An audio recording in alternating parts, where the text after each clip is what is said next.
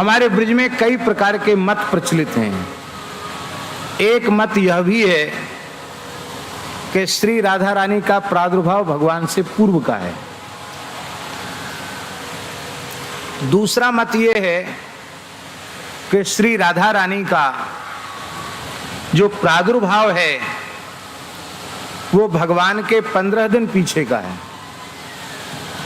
और एक अलग अलग परंपराओं के मत तो अलग हैं, पर जो ब्रजवासियों का मत है, ब्रजवासियों का मत जो है उसमें श्री राधा रानी को ठाकुर जी से 15 दिन बाद उनका आविर्भाव हुआ है। यही मत हमारे ब्रज में अधिक स्वीकार्य है। और इस मत के अनुरूप एक चरित्र भी प्रसिद्ध है। वो चरित्र ये है कि जब नंदालय में बाल कृष्ण का प्रादुर्भाव हुआ और वो नंदोत्सव चला, और नंदोत्सव अभी पूरा हो नहीं पाया था, तब तक भाद्र शुक्ल अष्टमी को वृषभानुग्रह में श्री राधा रानी का कमल पुष्प की कर्णिका के मध्य से अयोनुजा कन्या के रूप में श्री जी का अवतरण हुआ, जन्म हुआ, प्राकट्य हुआ। और जब राधा रानी का प्राकट्य हुआ तो ब्रज में उत्सव मनाया गया। आज भी ब्रह्मवेला में श्री जी का अभिषेक होता है ना, वो प्राकट्य के समय, और श्री जी का उत्सव दधिकांदो महोत्सव मनाया जाता है। तो वृषभान जी ने घोषणा कर दी कि जब तक श्री नंदराय जी दधिकांदो में नहीं आएंगे, यशोदा जी नहीं आवेंगी, तब तक दधिकांदो महोत्सव का आरंभ ही नहीं किया जाएगा। तो अत्यधिक प्रेमाग्रह के कारण नंद बाबा तो पधारे ही, पालकी में विराजमान होकर के अपनी अंक में छोटे से लाला बालकृष्ण को लेकर के श्री यशोदा जी भी वृषभानु महल में पधारी। सूचना प्राप्त भई कि लाली भई है, तो लाली के लिए छोटी सी लाली के स्वरूप के अनुरूप वस्त्राभूषण आदि लेके आई हैं। लहंगा, फरिया, छोटी सी नथ और श्रृंगार, खेल खिलौने, वो सब लेके आई हैं यशोदा जी। लेकिन जब लाली का दर्शन किया है तो वे चित्र लिखित सी रह गई। मैं जाग रही हूं कि सोए रही हूं, कछु खबर ना पड़ रही। ये कैसी विचित्र लाली है। लाली की दिव्य अंग कांति से संपूर्ण सूती का अगार जगमगा रहा है। केसर की कांति को भी लज्जित कर रही है।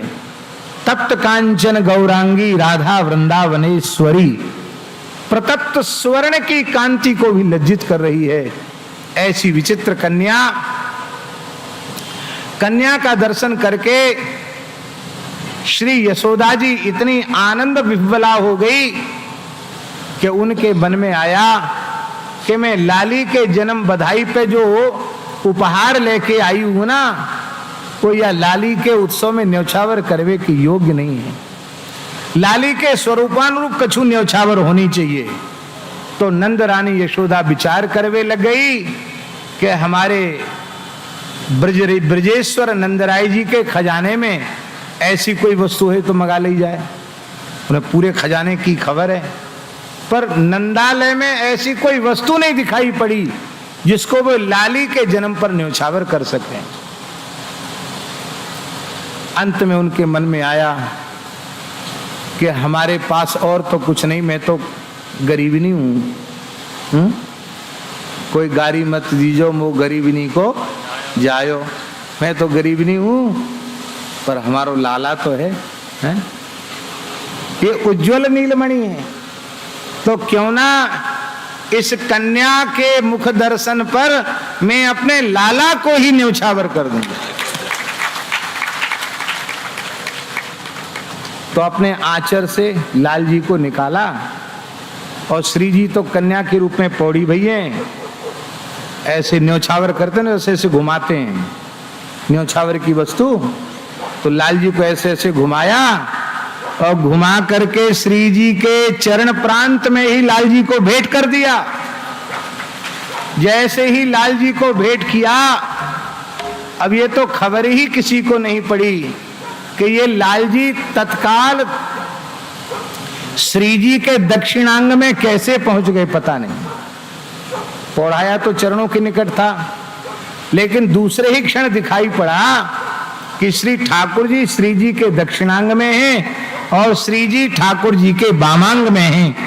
नन्हे से श्री जी ने अपना करकंज बढ़ाया और नन्हे से स्तनंधर शिशु बालकृष्ण ने भी अपना कर कमल बढ़ाया। श्री ठाकुर जी का नील कमल और नीलमणि को लज्जित करने वाला छोटा सा कर कमल और श्री जी का अत्यंत प्रतप्त स्वर्ण कांति को लज्जित करने वाला लाल लाल छोटा सा कर कमल, युगल के श्री जी के करतल का ठाकुर जी के करतल के साथ जैसे ही स्पर्श हुआ, स्पर्श होते ही देवताओं ने दुंदुभियां बजाई, पुष्पों की वर्षा हो गई। बोलो युगल सरकार की जय। ये राधा कृष्ण का प्रथम मिलन है। बोलो। आप लोग कहेंगे आपने तो बड़ी विचित्र कथा सुनाई। हम वृंदावन के बारे ऐसी कथाएं सुनाते नहीं हैं।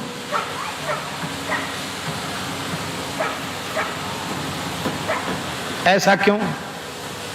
ऐसा इसलिए कि प्रेमी जन रसिक जन वे लाल जी और श्री जी को दूर दूर नहीं रख सकते। इतने लंबे समय के बाद युगल का मिलन हो, ये प्रेमियों को सहन नहीं होता है। इसलिए एक बार तो मिलन प्राकट्य के क्षण में ही हो गया। बोलो युगल सरकार की जय। जय जय श्री राधे।